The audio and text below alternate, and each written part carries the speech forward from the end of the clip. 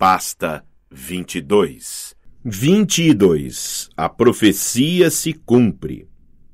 Foram os primeiros heróis a retornar vivos à colina meio-sangue desde Luke. Portanto, é claro que todos nos trataram como se tivéssemos ganho algum prêmio de reality show na TV.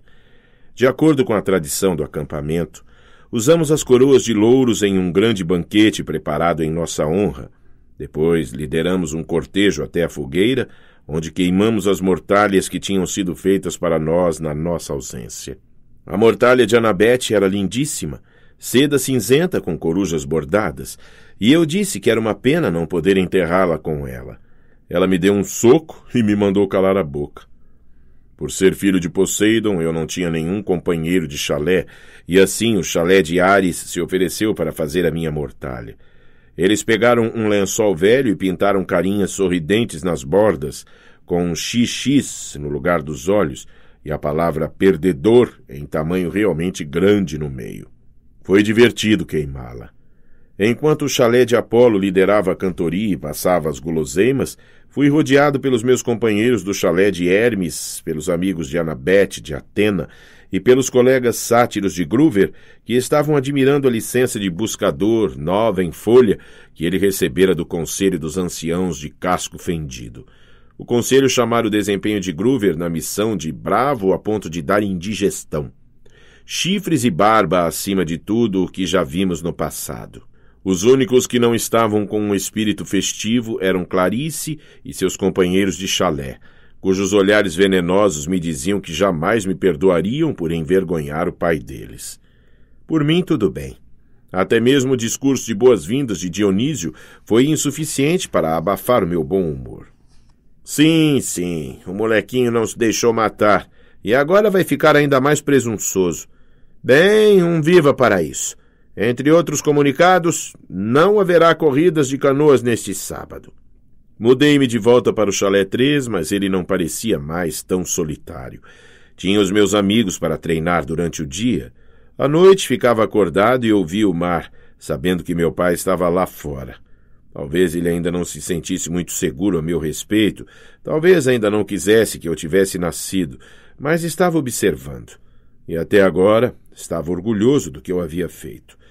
Quanto à minha mãe, ela teve chance de uma vida nova. A carta dela chegou uma semana depois que voltei ao acampamento. Ela me contou que Gabe partira misteriosamente, desaparecera da face do planeta, de fato. Ela deu queixa do desaparecimento dele à polícia, mas tinha uma sensação engraçada de que jamais o encontrariam. Mudando completamente de assunto, ela tinha vendido a sua primeira escultura de concreto em tamanho natural, intitulada O Jogador de Pôquer, para um colecionador, através de uma galeria de arte do Sorro.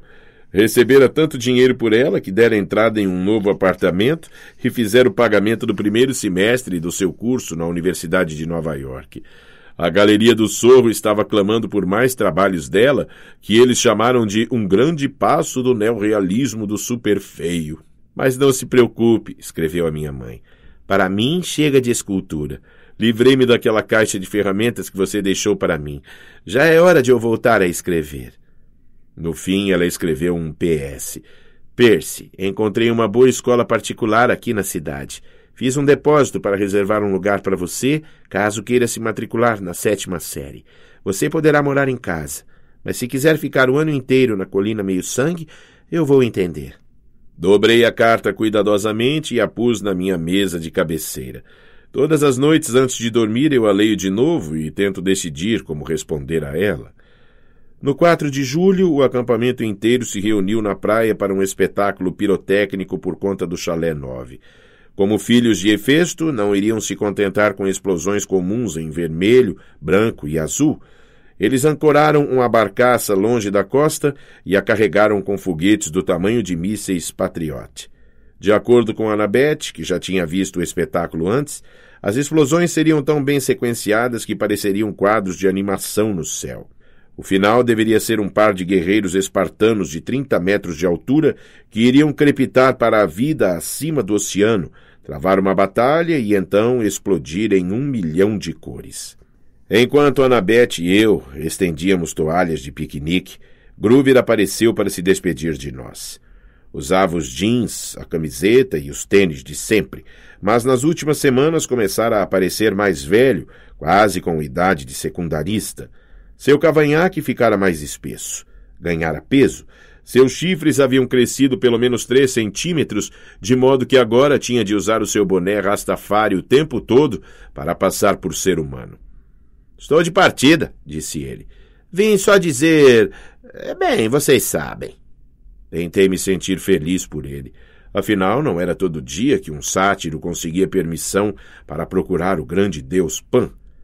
Mas era difícil dizer adeus. Eu só conhecia Groover fazia 1 ano e, no entanto, ele era o meu amigo mais antigo. Annabeth deu-lhe um abraço. Ela lhe disse para usar sempre os seus pés falsos. Perguntei-lhe onde iria procurar primeiro. Tipo segredo, disse ele, parecendo embaraçado. Gostaria que vocês pudessem vir comigo, mas seres humanos e Pan... A gente entende, disse Annabeth. Você tem latas suficientes para a viagem? Sim. E se lembrou das suas flautas de bambu? Puxa, Annabeth, resmungou ele. Você parece uma velha mamãe cabra, viu? Mas ele não pareceu aborrecido de verdade. Ele agarrou sua bengala e jogou uma mochila por cima dos ombros. Parecia um caroneiro desses que se vêem nas estradas, nada parecido com o menino baixinho que eu costumava defender dos valentões na academia iense. Bem, disse ele, desejem-me boa sorte. Ele deu outro abraço em Annabeth, bateu no meu ombro e então retornou através das dunas. Fogos de artifício explodiram acima de nós, Hércules matando o leão da Nemeia, Ártemis perseguindo o javali, George Washington, que aliás era um filho de Atena, cruzando o rio Delaware. Ei, Groover, chamei. Ele se voltou à margem do bosque. Aonde quer que esteja indo, espero que façam boas enchiladas. Groover sorriu e se foi, as árvores se fechando em volta dele. Nós o veremos de novo, disse Annabeth. Tentei acreditar nisso. O fato de que nenhum buscador jamais voltara em 2000 anos... Bem, decidi não pensar nisso. Groover iria ser o primeiro. Tinha de ser. Julho se foi. Eu passava os meus dias bolando novas estratégias para a captura da bandeira e fazendo alianças com os outros chalés para manter o estandarte fora das mãos de Ares. Cheguei até o topo da parede de escalada pela primeira vez sem ser tostado pela lava. De tempos em tempos eu passava pela casa grande, dava uma olhada nas janelas do sótão e pensava no oráculo. Tentei convencer a mim mesmo que a sua profecia se completara. Você deve ir para o oeste e enfrentar o Deus que se tornou desleal. Estive lá, fiz isso, mesmo que no fim o Deus traidor fosse Ares e não Hades. Você deve encontrar o que foi roubado e devolver em segurança. Confere. Um raio mestre entregue. Um elmo das trevas de volta na cabeça untuosa de Hades. Você será traído por aquele que o chama de amigo. Essa linha ainda me incomodava. Ares fingira ser meu amigo e depois me traíra. Devia ser isso o que o oráculo queria dizer. E no fim não conseguirá salvar aquilo que mais importa. Eu não conseguira salvar minha mãe, mas só porque eu a deixara se salvar sozinha. E sabia que era a coisa certa a fazer. Então, por que ainda estava incomodado? A última noite da sessão de verão chegou depressa demais. Os campistas fizeram uma última refeição juntos. Queimamos parte do nosso jantar para os deuses. Junto à fogueira, os conselheiros mais velhos entregaram as contas de fim de verão. Ganhei o meu próprio colar de couro e, quando vi a conta pelo meu primeiro verão, fiquei contente porque a luz da fogueira encobriu o vermelho na minha cara. O desenho era preto como piche, com um tridente verde-mar cintilando no centro. A escolha foi unânime, anunciou Luke. Esta conta comemora o primeiro filho do deus do mar neste acampamento e a missão que ele assumiu para a parte mais escura do mundo inferior para impedir uma guerra. O acampamento inteiro se pôs de pé e aplaudiu. Mesmo o chalé de Ares se sentiu na obrigação de levantar. O chalé de Atenas empurrou Annabeth para a frente para que ela pudesse compartilhar os aplausos. Acho que nunca na vida me senti ao mesmo tempo tão feliz ou tão triste como naquele momento. Finalmente encontrar uma família, gente que se preocupava comigo e achava que eu tinha feito alguma coisa de modo certo. E pela manhã, a maior parte deles ficaria fora o resto do ano. Na manhã seguinte, encontrei uma carta padronizada na minha mesa de cabeceira. Soube que devia ter sido preenchida por Dionísio, pois ele insistia teimosamente em errar o meu nome. Caro Peter Johnson, se você pretende permanecer no acampamento meio-sangue o ano inteiro, precisa informar a Casa Grande até o meio-dia de hoje. Caso não anuncie suas intenções, presumiremos que você vagou o seu chalé ou morreu de uma morte horrível. Harpias da limpeza começarão o seu trabalho ao pôr do sol. Elas estão autorizadas a comer qualquer campista não registrado. Todos os artigos pessoais deixados para trás serão incinerados no poço de lava. Tenha um bom dia. Senhor D. Dionísio, diretor do acampamento, Conselho Olimpiano, número 12. Essa é mais uma questão do transtorno do déficit de atenção. Os prazos simplesmente não existem para mim até que não tenha mais jeito. O verão acabara e eu ainda não havia respondido para minha mãe, nem para o acampamento, se iria ficar. Agora tinha apenas algumas horas para decidir. A decisão tinha tudo para ser fácil. Quer dizer, 9 meses treinando para herói ou 9 meses sentado numa sala de aula? Fala sério. Mas havia minha mãe para considerar. Pela primeira vez eu tinha oportunidade de morar com ela por um ano inteiro, sem Gabe. Tinha a chance de estar em casa e perambular pela cidade nas horas livres. Lembrei-me do que Annabeth dissera tanto tempo atrás sobre a nossa missão. O mundo real é onde os monstros estão.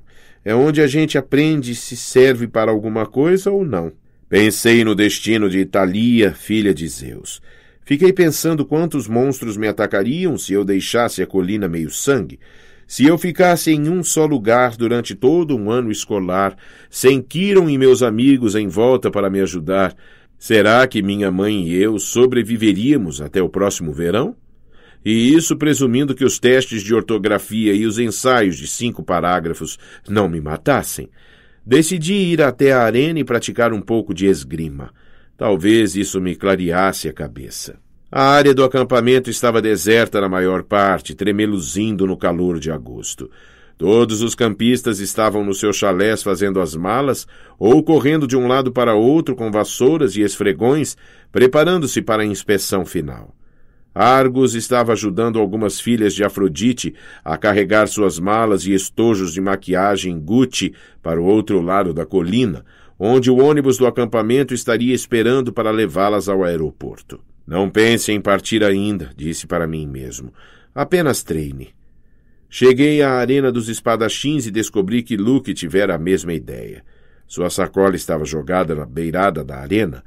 Ele estava treinando sozinho, investindo violentamente contra bonecos com uma espada que eu nunca tinha visto antes. Devia ser uma espada toda de aço, pois decepava de um golpe as cabeças dos bonecos e atravessava com estocadas as suas tripas recheadas de palha. Sua camisa laranja de conselheiro pingava de suor. A expressão dele era tão intensa que dava para pensar que sua vida estava realmente em perigo. Eu assisti fascinado, enquanto ele destripava toda a fileira de bonecos, cortando fora os membros e basicamente os reduzindo a uma pilha de palha e armaduras. Eram apenas bonecos, mas ainda assim eu não podia deixar de ficar assombrado com a habilidade de Luke. O cara era um guerreiro incrível. Aquilo me fez pensar novamente como ele podia ter falhado em sua missão. Por fim, ele me viu e interrompeu-se no meio de um golpe. Percy. Desculpe, disse eu embaraçado. Eu só... Tudo bem, disse ele abaixando a espada. Estava só dando uma treinada de último minuto. Aqueles bonecos nunca mais vão incomodar ninguém. Luke encolheu os ombros. Nós fazemos novos todo o verão. Agora que a espada não estava mais rodopiando de um lado para outro, pude ver algo de estranho nela. A lâmina era feita com 2 tipos de metal diferentes. Um fio de bronze, o outro de aço. Luke reparou que eu estava olhando. Ah, isso? Brinquedo novo. Esta é a malvada. Malvada? Luke virou a lâmina na luz e a fez brilhar de um jeito maligno. Um lado é de bronze celestial, o outro é de aço temperado. Funciona tanto em mortais como em imortais. Pensei no que Kiron tinha me dito quando eu comecei a minha missão, que um herói jamais deve ferir mortais a não ser que seja absolutamente necessário. Eu não sabia que eles podiam fazer armas como esta. Eles provavelmente não, concordou Luke. Esta aqui é única. Ele me deu um sorrisinho mínimo e então enfiou a espada na bainha. Escute, eu estava indo procurar por você. O que me diz de irmos até a floresta uma última vez para procurar algo para enfrentar? Não sei por que hesitei. Devia ter me sentido aliviado por Luke estar sendo tão amigável. Desde que eu voltara da missão, ele vinha agindo de um modo um pouco distante. Estava com medo de que ele estivesse ressentido com toda a atenção que eu recebera. Você acha que é uma boa ideia? Perguntei. Quero dizer, ora, vamos. Ele remexeu na sua sacola e tirou de lá uma embalagem de 6 cocas. Bebidas por minha conta. Olhei para as cocas, me perguntando onde diabo as teria conseguido. Não havia refrigerantes mortais comuns na loja do acampamento. Não havia como consegui-los a não ser que a gente falasse com um sátiro, talvez. Naturalmente, as taças mágicas do jantar se encheriam com qualquer coisa que a gente quisesse, mas não tinham exatamente o mesmo gosto de uma coca de verdade saída da lata. Açúcar e cafeína. Minha força de vontade desmoronou. Claro, decidi. Por que não? Fomos andando até a floresta e perambulamos sem rumo à procura de algum tipo de monstro para enfrentar, mas estava quente demais. Todos os monstros com um mínimo de bom senso deviam estar fazendo a siesta nas suas cavernas agradáveis e frescas. Encontramos um lugar à sombra junto ao regato onde eu quebrara a lança de Clarice durante meu primeiro jogo de captura da bandeira. Sentamo-nos em uma grande pedra, bebemos as nossas cocas e ficamos olhando para a luz do sol na floresta. Depois de algum tempo, Luke disse, Sente falta de estar em uma missão? Com monstros me atacando a cada passo? Fala sério. Luke ergueu uma sobrancelha. Sim, eu sinto falta, admiti. E você? Uma sombra passou pelo seu rosto. Eu estava acostumado a ouvir as meninas dizerem como Luke era bonito, mas naquele momento ele pareceu cansado, zangado e nem um pouco bonito. Seu cabelo loiro estava cinzento à luz do sol. A cicatriz no rosto parecia mais funda que de costume. Parecia estar vendo um velho. Vivo na colina meio-sangue o ano inteiro, desde que tinha 14 anos, contou-me. Desde que Thalia... Bem, você sabe. Treinei. Nunca cheguei a ser um adolescente normal, lá fora, no mundo real. Então eles me jogaram numa missão, e quando voltei, foi tipo, certo, o passeio acabou, passe bem. Ele amarrotou a sua coca e a atirou no regato, o que realmente me chocou. Uma das primeiras coisas que a gente aprende no acampamento meio-sangue é não jogue lixo no chão. Você será repreendido pelas ninfas e náiades. Elas ajustarão as contas. Você cai na cama uma noite e encontra os lençóis cheios de centopeias e lama. Ah, para o diabo com as coroas de louros, disse Luke. Não vou terminar como aqueles troféus empoeirados no sótão da casa grande. Você está parecendo alguém que vai embora? Luke me deu um sorriso torto. Ah, eu estou indo embora, sem dúvida, Percy. Trouxe você aqui para dizer adeus. Ele estalou os dedos. Um pequeno fogo queimou um buraco no chão aos meus pés. De lá saiu-se arrastando alguma coisa preta e brilhante, mais ou menos do tamanho da minha mão. Um escorpião? Comecei a procurar a minha caneta. Eu não faria isso, advertiu Luke. Escorpiões das profundezas podem pular até 5 metros. Seu ferrão pode perfurar as suas roupas. Você estaria morto em 60 segundos. Luke, o que... Então caiu a ficha. Você será traído por aquele que o chama de amigo. Você, disse eu. Ele se levantou calmamente e sacudiu o pó dos seus jeans. O escorpião não lhe deu atenção. Seus olhos pequenos e brilhantes continuavam fixos em mim, apertando as pinças enquanto se arrastava para cima do meu sapato. Eu vi muita coisa lá fora no mundo, Percy, disse Luke. Você não sentiu a escuridão se acumulando, os monstros ficando mais fortes? Não percebeu como tudo é inútil? Todos os feitos heróicos, nós não passamos de peões dos deuses. Eles já deviam ter sido derrubados há milhares de anos, mas persistem, graças a nós, meios-sangues. Eu não podia acreditar no que estava acontecendo. Luke, você está falando dos nossos pais, disse eu. Ele riu. E por isso eu preciso amá-los? A sua preciosa civilização ocidental é uma doença, Percy. Ela está matando o mundo. O único meio de detê-la é queimá-la completamente e começar tudo de novo com algo mais honesto. Você é tão louco quanto Ares. Seus olhos flamejaram. Ares é um tolo. Ele nunca percebeu quem é o verdadeiro mestre, a quem está servindo. Se eu tivesse tempo, Percy, poderia explicar. Mas, infelizmente, você não vai viver tanto. O escorpião se arrastou para cima da perna das minhas calças. Tinha de haver um meio de sair dessa. Eu precisava de tempo para pensar. Cronos, disse eu. É a ele que você serve. O ar ficou mais frio. Você devia ter cuidado com nomes, avisou Luke. Cronos fez você roubar o raio mestre e o elmo. Ele falou com você nos seus sonhos. O olho de Luke se contraiu. Ele falou com você também, Percy. Devia ter ouvido. Ele está fazendo uma lavagem cerebral em você, Luke. Ah, você está errado. Ele me mostrou que os meus talentos estão sendo desperdiçados. Você sabe qual foi a minha missão 2 anos atrás, Percy?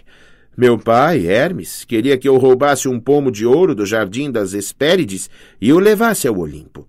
Depois de todo o treinamento que fiz, aquilo foi o melhor em que ele pôde pensar. Essa não é uma missão fácil, disse eu. Hércules fez isso. Exatamente, disse Luke. Onde está a glória em repetir o que os outros já fizeram? Tudo o que os deuses sabem fazer é repetir o passado. Ah, meu coração não estava naquilo. O dragão do jardim me deu isto. Ele apontou para a cicatriz. E quando voltei, tudo o que ganhei foi piedade. Eu queria destruir o Olimpo pedra por pedra naquele momento, mas esperei pelo momento certo. Comecei a sonhar com Cronos. Ele me convenceu a roubar alguma coisa que valesse a pena, algo que nenhum herói jamais tivera a coragem de pegar. Quando fomos naquela excursão do solstício de inverno, enquanto os outros campistas dormiam, entrei furtivamente na sala do trono e peguei o raio-mestre de Zeus bem em cima da cadeira dele. O elmo das trevas de Hades também. Você não tem ideia como foi fácil. Os olimpianos são tão arrogantes. Eles nunca nem sonharam que alguém se atrevesse a roubá-los. A segurança deles é horrível. Eu já estava a meio caminho através de New Jersey antes de ouvir as tempestades troando e soube que eles tinham descoberto o meu roubo. O escorpião agora estava parado no meu joelho, me olhando com seus olhos brilhantes. Tentei manter a voz do mesmo nível. Então por que não levou os objetos para Cronos? O sorriso de Luke vacilou. Eu fiquei confiante demais. Zeus mandou seus filhos e filhas para encontrar o raio roubado. Ártemis, Apolo, meu pai, Hermes. Mas foi Ares quem me pegou. Eu podia tê-lo vencido, mas eu não fui bastante cuidadoso. Ele me desarmou, tomou de mim os objetos de poder, ameaçou devolvê-los ao Olimpo e me queimar vivo. Então a voz de Cronos veio a mim e me falou o que dizer. Pus na cabeça de Ares a ideia de uma grande guerra entre os deuses. Disse que tudo o que ele teria de fazer seria esconder os objetos por algum tempo e ficar assistindo, enquanto os outros lutavam. Um brilho perverso surgiu nos olhos de Ares. Eu sabia que ele estava fisgado.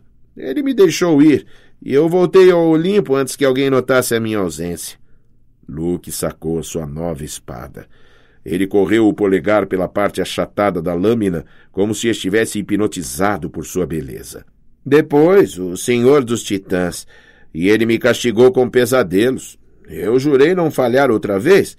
De volta ao acampamento meio-sangue, em meus sonhos, me foi dito que um segundo herói chegaria, um que poderia ser enganado para levar o raio e o elmo o resto do caminho, de Ares até o Tártaro. Você convocou o cão infernal aquela noite na floresta. Tínhamos de fazer Quirón pensar que o acampamento não era seguro para você, e assim ele iria dar início à sua missão. Tínhamos de confirmar seus temores de que Hades estava atrás de você. E funcionou. Os tênis voadores estavam amaldiçoados, disse eu. Eles deveriam me arrastar com a mochila para dentro do Tártaro. Pois é, e teriam, se você os estivesse usando. Mas você os deu ao sátiro, o que não era parte do plano. Groover bagunça tudo o que ele toca. Confundiu até a maldição. Luke baixou os olhos para o escorpião, que estava agora parado na minha coxa. Você devia ter morrido no Tártaro, Percy. Mas não se preocupe. Vou deixá-lo com o meu pequeno amigo para corrigir as coisas. Thalia deu a vida dela para salvá-lo, disse eu, rangendo os dentes. E é assim que você retribui? Não fale de Thalia, berrou ele. Os deuses a deixaram morrer. Essa é uma das muitas coisas pelas quais eles pagarão. Você está sendo usado, Luke. Você e Ares, os dois. Não dê ouvidos a Cronos. Eu estou sendo usado? A voz de Luke ficou estridente. Olhe para você mesmo. O que o seu pai já fez por você. Cronos se erguerá. Você apenas retardou seus planos. Ele irá lançar os Olimpianos no Tártaro e mandará a humanidade de volta para as cavernas. Todos menos os mais fortes. Aqueles que os servem. Chame de volta o seu bicho rastejante, disse eu. Se você é tão forte, lute comigo você mesmo. Luke sorriu. Boa tentativa, Percy. Mas eu não sou Ares. Você não pode me engambelar. Meu senhor está esperando e ele tem muitas missões para mim. Luke... Adeus, Percy. Uma nova idade do ouro está chegando. Você não será parte dela. Ele traçou um arco com a espada e desapareceu numa onda de escuridão. O escorpião deu o bote. Eu o joguei de lado com a mão e destampei a espada. A coisa pulou em cima de mim e eu a cortei ao meio no ar. Estava a ponto de me congratular quando olhei para minha mão. Na palma havia um enorme vergão vermelho que destilava uma secreção amarela e fumegante. A coisa me pegara, afinal. Meus ouvidos latejavam. Minha visão ficou embaçada. A água, pensei. Ela já me curara antes. Cambaleei até o regato e mergulhei a mão, mas nada pareceu acontecer. O veneno era forte demais. Minha visão estava escurecendo. Eu mal conseguia ficar em pé. 60 segundos, Luke me dissera. Eu tinha de voltar ao acampamento. Se desmaiasse aqui, meu corpo seria o jantar de algum monstro. Ninguém jamais saberia o que aconteceu. Minhas pernas pareciam feitas de chumbo. Minha testa queimava. Fui cambaleando até o acampamento e as ninfas despertaram de suas árvores. Socorro! Grasnei. Por favor! 2 delas seguraram os meus braços e me puxaram para a frente. Lembro-me de chegar até a clareira, de um conselheiro gritando por ajuda, de um centauro tocando uma trombeta de concha. Então, tudo escureceu. Acordei com um canudinho na boca. Estava bebendo alguma coisa que tinha gosto de biscoitos de flocos de chocolate líquidos. Néctar. Abri os olhos. Estava reclinado na cama no quarto de doentes da casa grande, a mão direita enfaixada como um pedaço de pau. Argos montava guarda no canto. Annabeth estava sentada ao meu lado, segurando o copo de néctar e enxugando a minha testa com uma toalha. Aqui estamos nós outra vez, disse eu. Seu idiota, disse Annabeth, e foi como eu percebi que ela estava radiante por me ver consciente. Você estava verde e ficando cinzento quando o encontramos. Se não fosse o tratamento de Quirón... Vamos, disse a voz de Quirón. A constituição de Percy merece parte do crédito. Ele estava sentado perto do pé da minha cama em forma humana e foi por isso que eu não o notara antes. Sua parte inferior estava magicamente compactada na cadeira de rodas e a parte superior usava casaco e gravata. Ele sorriu, mas seu rosto parecia cansado e pálido, como quando passava a noite em claro corrigindo provas de latim. — Como está se sentindo? — perguntou. Como se as minhas entranhas tivessem sido congeladas e depois assadas no micro-ondas.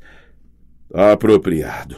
Considerando que foi veneno de escorpião das profundezas, agora você tem de me contar, se puder, exatamente o que aconteceu. Entre goles de néctar, contei-lhes a história. O quarto ficou em silêncio por um longo tempo. Eu não posso acreditar que Luke... A voz de Annabeth vacilou. Sua expressão ficou zangada e triste. Sim, eu posso acreditar. Que os deuses o amaldiçoem. Ele nunca mais foi o mesmo depois da sua missão. Isso deve ser relatado ao Olimpo, murmurou Quiron. Irei imediatamente. Luke está lá fora agora, disse eu. Preciso ir atrás dele. Quiron sacudiu a cabeça. Não, Percy. Os deuses nem mesmo falam sobre Cronos, disparei. Zeus declarou o assunto encerrado. Percy, eu sei que é difícil, mas você não deve correr atrás de vingança. Você não está preparado. Eu não gostei, mas parte de mim suspeitava que Quiron estava certo. Bastava uma olhada para minha mão e dava para ver que não haveria lutas de espada tão cedo. Quiron, a sua profecia do oráculo era sobre Cronos, não era? Eu estava nela? E Annabeth? Quiron olhou nervosamente para o teto. Percy, não cabe a mim. Você recebeu ordens de não falar comigo sobre isso, não foi? Seus olhos eram solidários, mas tristes.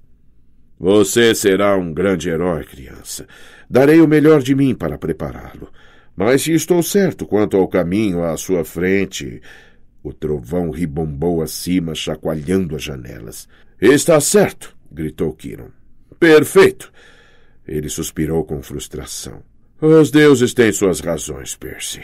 Saber demais sobre o próprio futuro nunca é uma boa coisa. Não podemos simplesmente ficar sentados sem fazer nada, disse eu. Nós não vamos ficar sentados, prometeu Quiron. Mas você precisa ter cuidado. Cronos quer que você seja destruído.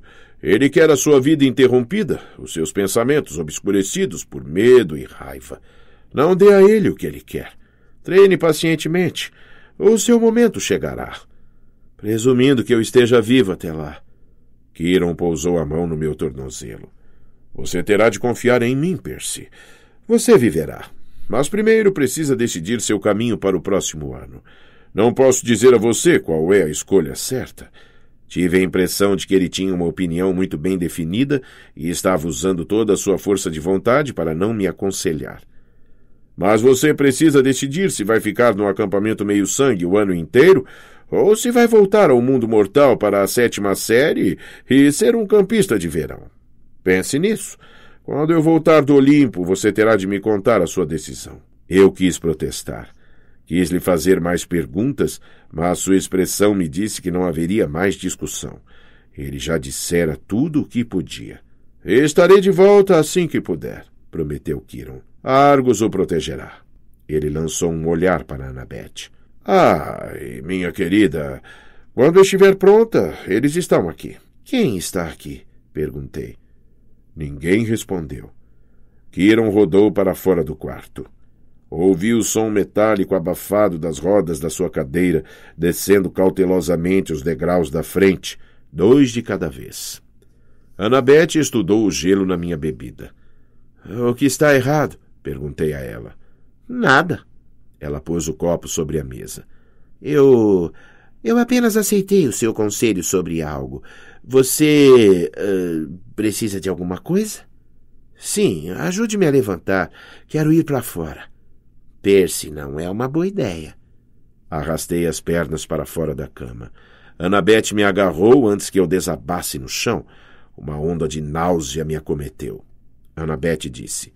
Eu falei. Estou ótimo, insisti. Eu não queria ficar deitado na cama como um inválido, enquanto Luke estava lá fora planejando destruir o mundo ocidental.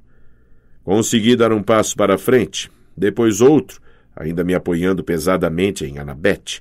Argos nos seguiu para fora, mas manteve distância. Quando chegamos à varanda, meu rosto estava molhado de suor. Meu estômago se contorcia em nós, mas eu conseguira ir até a cerca. Estava anoitecendo. O acampamento parecia completamente deserto. Os chalés estavam escuros e a quadra de vôlei silenciosa. Nenhuma canoa cortava a superfície do lago. Além dos bosques e dos campos de morangos, o estreito de Long Island brilhava com os últimos raios do sol. — O que você vai fazer? Perguntou-me Annabeth. — Eu não sei. Disse a ela que tinha a sensação de que Kiron queria que eu ficasse o ano inteiro para ter mais tempo de treinamento individual, mas eu não tinha certeza de que era isso o que queria. Porém, admiti que me sentia mal por deixá-la sozinha, com Clarice por companhia. Annabeth apertou os lábios e então disse baixinho: — Eu vou passar o ano em casa, Percy. Eu olhei para ela. — Você quer dizer com o seu pai? Ela apontou para o cume da colina meio-sangue, junto ao pinheiro de Thalia, bem no limite das fronteiras mágicas do acampamento. Havia uma família em silhueta.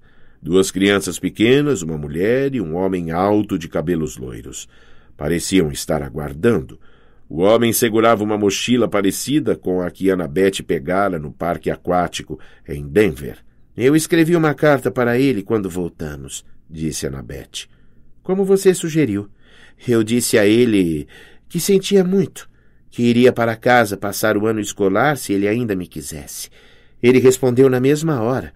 Nós decidimos que íamos tentar de novo. Foi preciso coragem para isso. Ela apertou os lábios. Você não vai tentar nada de estúpido durante o ano escolar, vai?